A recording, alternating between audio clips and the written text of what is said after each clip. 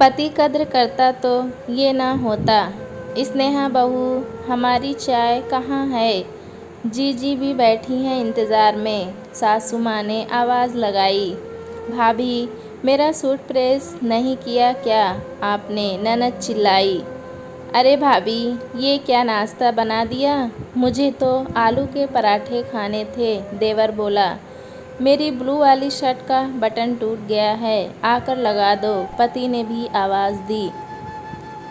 चारों तरफ से परिवार वालों की आवाज़ सुन स्नेहा रसोई में साड़ी का पल्ला कमर में खोसा और तेज़ी से हाथ चलाने लगी। बेटी पीहू का लंच तैयार कर रही थी। उसे बस स्टॉप छोड़ने भी जाना था। ये लीजिए माँ जी, आप लोगों की चाय बिस्किट। दीदी आपका सूट प्रेस नहीं कर पाई, दूसरा पहन लीजिए। भैया, आज ज़रा देर से उठी थी, सादा पराठा और दही अचार ही है, खा लीजिए। और सौरभ जी, बटन मैं बाद में लगा दूंगी, अभी अलमारी से आप दूसरी शर्ट लेकर पहन लीजिए। कहते हुए स्कूल बैग बॉटल गाड़ी की डिग्गी में रख पीहू को बस स्टॉप छोड़ने निकल गई। स्नेहा पहले ऐसी बिल्कुल नहीं थी। घर में किसी के मुंह से बात निकलती नहीं कि वो पूरा कर देती थी। सास ननद देवर सब कुछ करने पर भी खुश नहीं रहते थे। बहुत सोचने पर उसे समझ आया कि वो सबके लिए कितना भी कर ले, पर किसी को उसके काम की कोई कदर नहीं। इसीलिए अब वो सबकी फिक्र छोड़ अपने बारे में सोचने लगी। सबसे प्यार करने के साथ खुद से प्यार करने लगी।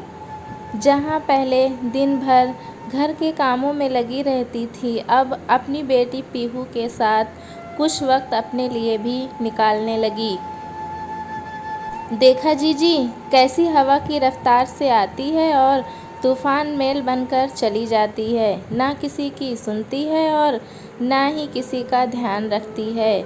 हमें तो बहुत ही ख़राब बहू मिली है। सास विमला जी अपनी ननद अनीता से बोली, जो 2 दिन पहले अपनी भाभी से मिलने आई हुई है। हाँ अनीता बुआ, भाभी तो कोई काम करती ही नहीं। एक सूट प्रेस करने को बोला था, इतना भी नहीं हुआ उनसे। देवर गौरव भी बोला, पहले तो हमारी फरमाइश पर सब कुछ बना दिया करती थी, मगर अब घर में घास फूस जैसा खाना मिलता है। मुझे तो समझ ही नहीं आता कि घर में रहकर आखिर वो करती क्या हैं। पति सौरभ भुनभुनाते हुए बोला, पहले तो मेरा सामान हाथों में देती थी और अब कहती है खुद ढूंढ लो। अरे ऐसी पत्नी होती है भला? मैं तो तंग आ गया हूँ। शाम होते होते दुनिया भर के दर्द जाग जाते हैं मैडम के अंदर। सर दर्द, कमर दर्द, कभी पैर दर्द। ऐसी शक्ल बनाकर रखती है जैसे घर में नहीं जेल खाने में कैद हो। काहे का जेल खाना बेटा, तूने तो उसे स्कूटी दिला रखी है। हवाई जहाज़ कभी भी उठाकर घूमने निकल जाती है महारानी। आजकल तो घर के कामों में मन ही नहीं लगता मैडम का। सब लोग इतनी ज़ोर ज़ोर से बोल शिकायतें कर रहे थे कि दरवाजे पर पहुंची स्नेहा ने सब सुन लिया था।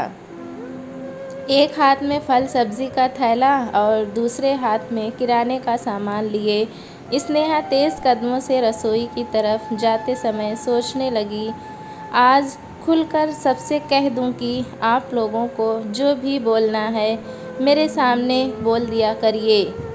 पीठ पीछे इतनी बुराई करने से हासिल क्या होता है? आखिर मैं भी तो सुनूं कितनी मटर गश्ती करके लौटी हूँ मैं। मगर उसके माता पिता के दिए संस्कार उसे हमेशा रोक दिया करते थे। बेटा, ससुराल में व्यवस्थित होने के लिए समय लगता है, मगर कितना समय? एक सवाल हमेशा उसके जहन में रहता, जिसका जवाब किसी के पास ना था। उसे देखते ही हॉल में चुप्पी छा गई। सभी लोग अपने अपने कामों में लग गए। आखिर उनका तो यह रोज़ का ही था। जब तक स्नेहा की बुराई न कर ले तब तक सबका खाना कहाँ हजम होता था। 6 साल पहले जब स्नेहा घर में बहू बनकर आई थी, बहुत समझदार और खुशमिजाज लड़की थी। शादी के बाद भी नौकरी पर जाती रही, मगर 4 महीने बाद सौरभ बोला, क्यों ना पहले तुम घर में सबको अच्छे से जान पहचान लो। मेरे भाई बहन भी छोटे हैं, माँ से अब काम नहीं होते हैं। कुछ दिन ब्रेक लेकर देख लो। वो ब्रेक आज 6 साल बाद भी ख़त्म नहीं हुआ, क्योंकि जिम्मेदारी बढ़ती ही चली गई। एक के बाद एक जिम्मेदारियां उस पर थोप दी गई। घर के सारे सदस्य आराम फरमाने लगे और वो अकेली घर के सारे काम संभालने लगी। फिर पीहू के बाद तो करियर पर फुल स्टॉप लग गया। देखा जीजी कैसे काम से जी चुराती है, जब तक 4 बार आवाज़ न लगाओ सुनती ही नहीं। अरे भाई, ससुराल में तो ससुराल की तरह ही रहा जाता है।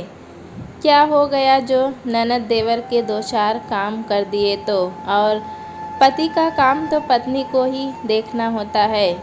सास की सेवा तो बहू का फ़र्ज़ होता है। इसमें कौन सी नई बात हो गई, हमने भी तो किया है। भाभी, अगर आपको बुरा ना लगे तो आपसे एक बात कहूँ, स्नेहा कुछ गलत नहीं कर रही। आपने भी तो उस पर पूरे घर की जिम्मेदारी डाल रखी है। आप रसोई में जाती नहीं, रीता खुद से अपना कोई काम नहीं करती। गौरव तो शर्म आनी चाहिए, वह अपनी भाभी से किस तरीके से बात करता है। उसे भी 6 साल हो गए घर में, कब तक इन लोगों की फरमाइश पूरी करेगी। कल को गौरव रीता की भी शादी होगी। अब उन्हें तरीके से रहना चाहिए। अपनी भाभी का थोड़ा हाथ बटाना चाहिए, ना कि सबके बीच में भाभी की बुराई करनी चाहिए। और एक बात, आज जो यह अपनी भाभी के बारे में ऐसा बोल रहे हैं, कल को जब इनकी बारी आएगी तो ऐसे गुल खिलाएंगे जिसका आपको अंदाज़ा भी नहीं है।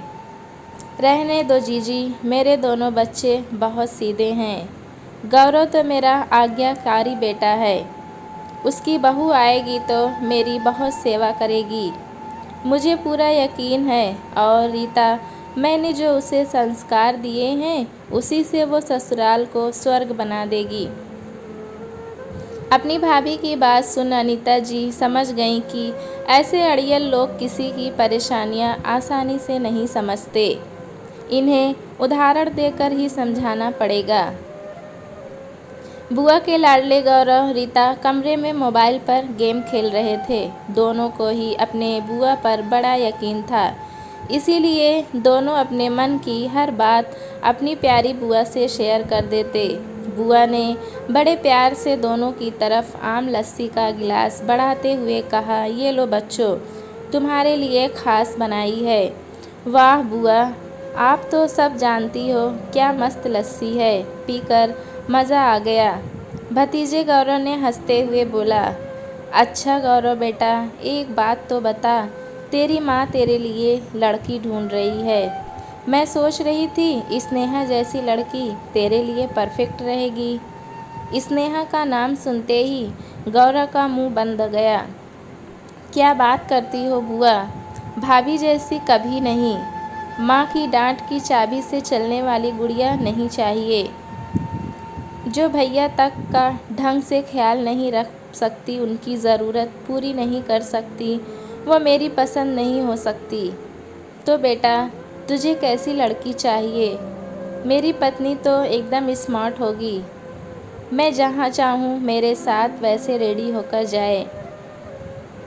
साड़ी वाड़ी में लिपटी ना रहे, वेस्टर्न ड्रेस पहने, जॉब करे, मेरे कंधे से कंधा मिलाकर चले, अपने डिसीज़न खुद ले सके, किसी की गलत बात सुन चुप ना रहे, गलत के लिए खड़ी हो सके, यही गुण चाहिए मुझे उसमें, वही बनेगी मेरी दुल्हन। और बेटा, घर के काम कौन करेगा? तेरी माँ की सेवा उसका क्या? बुआ, घर के काम तो नौकरों को शोभा देते हैं, और माँ को ऐसा क्या हुआ है जो उन्हें सेवा की ज़रूरत है? सही जा रहे हो भैया, मुझे भी ऐसी ही भाभी चाहिए, ना कि स्नेहा भाभी जैसी घरेलू गंवार जिसे हंसने से ज़्यादा रोना आता है। दिन रात आंसू टपकाती रहती हैं। ठहाका मार के दोनों भाई बहन हंस पड़े। अरे बिटिया, तू गौरव की छोड़, कल को तेरे लिए भी एक लड़का ढूंढ दूंगी। अच्छे घर में तेरी शादी करूंगी। तू तेरी भाभी से 2-4 गुड़ ले लेना, ताकि ससुराल में सुख शांति बनी रहे। क्या बुआ, किससे टिप्स ले लूं? भाभी से?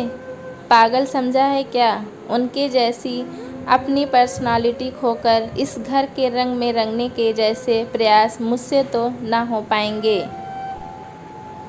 दिन भर माँ उन पर हुक्म चलाती हैं। अगर एक बार भी मेरी सास ने ऐसा करने का प्रयास किया तो उसी दिन सूटकेस बांध मायके आ जाऊंगी। साथ में अपना पति भी ले आऊंगी। बहू बनूंगी, घर में किसी की जागीरदार नहीं, जो जब चाहे जैसे चाहे मुझे चलाएगा। मैं अपने मन की मालिक हूँ। मुझे जैसा अच्छा लगेगा मैं तो वैसा ही करूँगी। किसी के कहे पर तो कभी नहीं चलूँगी। पर बेटा, लड़की को एडजस्ट करना ही पड़ता है। शादी सिर्फ पति से नहीं, पत्नी का रिश्ता नहीं होता, पूरा परिवार साथ लेकर चलना होता है। क्या बुआ, आप भी पुराने ज़माने की बातें करती हो? मेरी शादी लड़के से होगी तो उसी से ही मतलब रखूँगी, ना कि उसके पूरे ख़ानदान की सेवा चाकरी करती रहूँगी। अगर मेरी ससुराल में सास से बनी नहीं तो पति को लेकर नया घर बनाऊँगी, सुख शांति से रहूँगी। इतराते हुए रीता बोली। बड़े ही उच्च विचार हैं बेटा तुम दोनों के। लाओ यह खाली गिलास मुझे दो, मैं धुल के लिए रख देती हूँ। तुम लोग आराम से अपना वीडियो गेम खेलो। कहते हुए अनीता बुआ कमरे से बाहर आ गई। भाभी, आज शाम को मेरे कुछ दोस्त आ रहे हैं। प्याज की कचौड़ी और इमली की चटनी बना लीजिएगा। कोल्ड ड्रिंक्स मैं बाज़ार से ले आऊँगा। और स्नेहा भाभी, आपने 2 दिन से मेरे कपड़े नहीं धोए। कल मेरे लिए पीला वाला सूट प्रेस करके रख दीजिएगा। मैं अपनी सहेली के घर पढ़ने जा रही हूँ। गौरव भैया, आप दोस्तों को किसी और दिन बुला लेना। कल पीहू का टेस्ट है, मेरे पास समय नहीं है। और नीता दीदी, आप भी अपना सूट खुद ही प्रेस कर लीजिएगा, शायद मुझे देर हो जाएगी। स्नेहा की बात सुन विमला जी बोली, बहू, ये क्या बदतमीज़ी है? तुम्हें तो हर काम टालना होता है। गौरव के दोस्त आ रहे हैं, कुछ अच्छा तो बनाना ही पड़ेगा। रीता तुम्हारी ननद है, उसका थोड़ा काम कर दोगी तो घिस नहीं जाओगी। पास में बैठा सौरभ बोला, ऐसा भी क्या काम है, बच्चे बोल रहे हैं, कर दो। अपने पति की बात सुन स्नेहा बेबस सी खड़ी हो थी कि अनीता बुआ बोली, तुम सब लोगों को शर्म नहीं आती? अपना सारा काम स्नेहा पर थोप देते हो। अरे उसे अपना और अपने बच्चे का भी तो ख्याल रखना है। क्या वो सारा दिन तुम लोगों की गुलामी करती रहे? और सौरभ, क्या बच्चे बच्चे लगा रखा है? तेरे भाई बहन छोटे बच्चे नहीं हैं, बड़े हो गए हैं। अब इन्हें अपनी जिम्मेदारी खुद उठानी चाहिए। तब सौरभ बोला, बुआ जी, ये घर की बहू जो भी काम करती है वो गुलामी नहीं होती। आखिर ये घर उसका भी है, काम तो करना ही पड़ेगा। बेटा सौरभ, कहीं ना कहीं स्नेहा की ऐसी हालत का जिम्मेदार तुम हो। तुमने कभी उसे इज्जत दी ही नहीं, इसीलिए घर वाले भी उसकी कद्र नहीं करते। वैसे भी ससुराल में पति से ही पत्नी की कदर होती है। पति कद्र करता तो ये कभी ना होता। अच्छा चलो, आज तुम्हारा एक वहम मिटाती हूँ। जो तुम अपनी पत्नी से इतना एक्सपेक्ट करते हो, मगर कभी अपने भाई बहन और माँ को गलत नहीं समझते। लो सुनो। बुआ जी फ़ोन में हुई रिकॉर्डिंग चालू कर देती हैं। उनके गौरव और रीता के बीच हुई सारी बातें सबके सामने आ जाती हैं। फ़ोन की रिकॉर्डिंग सुन देखकर गौरव और रीता के होश उड़ गए। दोनों एक दूसरे का मुंह देख ही रहे थे कि अनीता जी बोली, भाभी, आपने अपनी एक बहू से इतनी उम्मीदें लगा रखी हैं कि वो पूरे घर को अपने कंधों पर उठा ले, मगर क्या आप जानती हैं, आपका छोटा बेटा और बेटी कितने उच्च विचार रखते हैं। गौरव बहू लाएगा तो अपने लिए, रीता की ससुराल में पटेगी तो रहेगी वरना अलग हो जाएगी। अब ज़रा सोचो कौन अच्छा है कौन बुरा। जो ये तुम्हारी स्नेहा बहू 6 साल से तुम लोगों को सहन कर रही है, अब बताओ ये गलत है या तुम? किसी के पास बोलने को कुछ नहीं था। तब सौरव को अपनी गलती का एहसास हुआ और वो बोला, मैं ही तुम्हारा गुनहगार हूँ। जब पति होकर मैंने तुम्हें मान सम्मान नहीं दिया तो फिर मेरे छोटे भाई बहन कैसे देते? जिन लोगों के लिए मैंने तुम्हारी खुशियाँ और नौकरी दांव पर लगा दी, आज वो तुम्हें सिर्फ एक काम वाली समझ काम निकालते हैं, तुम पर हुक्म चलाते हैं। मुझे बड़ा होने के नाते इन दोनों को समझाना चाहिए था। भाभी समय पर तुम्हारा सहयोग देने के लिए है, ना कि सारा समय तुम्हारी गुलामी करने के लिए। अब से गौरव और रीता अपना सारा काम खुद करेंगे।